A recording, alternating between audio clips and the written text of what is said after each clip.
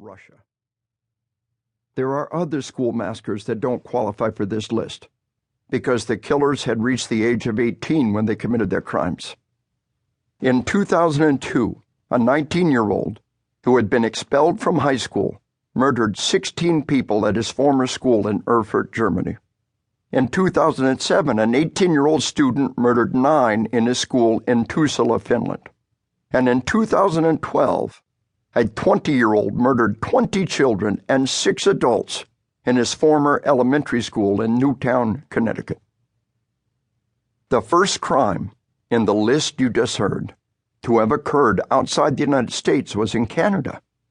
And it was in Germany that a 17-year-old set the all-time record for juvenile mass murders, not just in school, but anywhere. The 2 Columbine killers murdered 13 people between them, but the killer in Germany gunned down 15 victims by himself. Crimes of this sort have never before happened in human history. Today, massacres and the threat of such crimes are a ubiquitous reality. 5,000 years of human history, more than 1,000 years of gunpowder weapons, and 150 years of repeating firearms. And not once did any juvenile commit such a crime until 1975.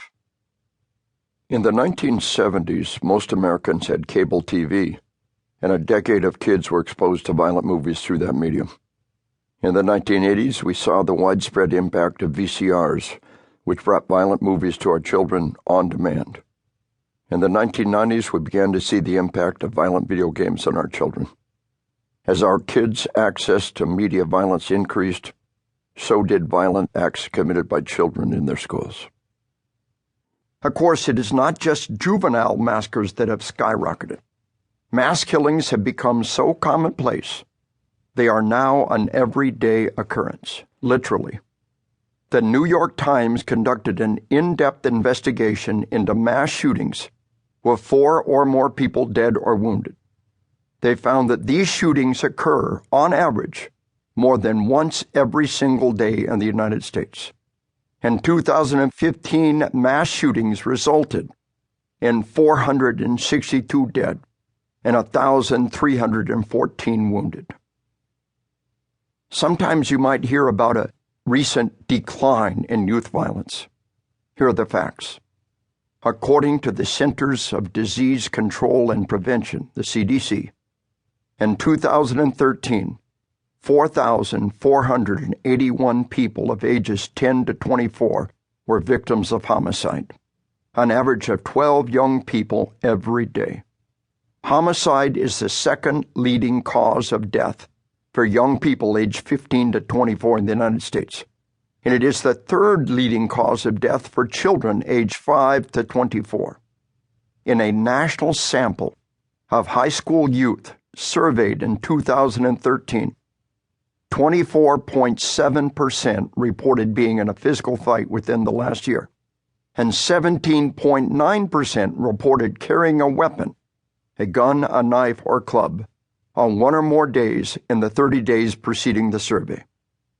In 2013 alone, 547,260 young people aged 10 to 24 were treated in emergency departments for injuries sustained from physical assaults. If that still sounds like a decline in youth violence to you, consider this.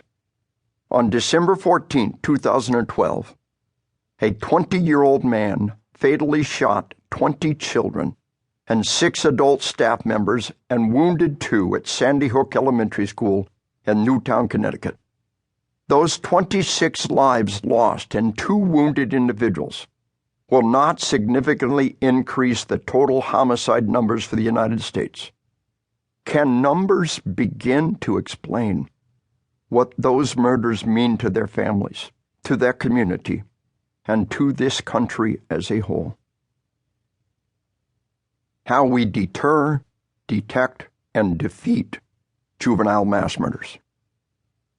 When I train cops, federal agents, and educators, I always emphasize that we have become very good at preventing mass murders committed by juveniles.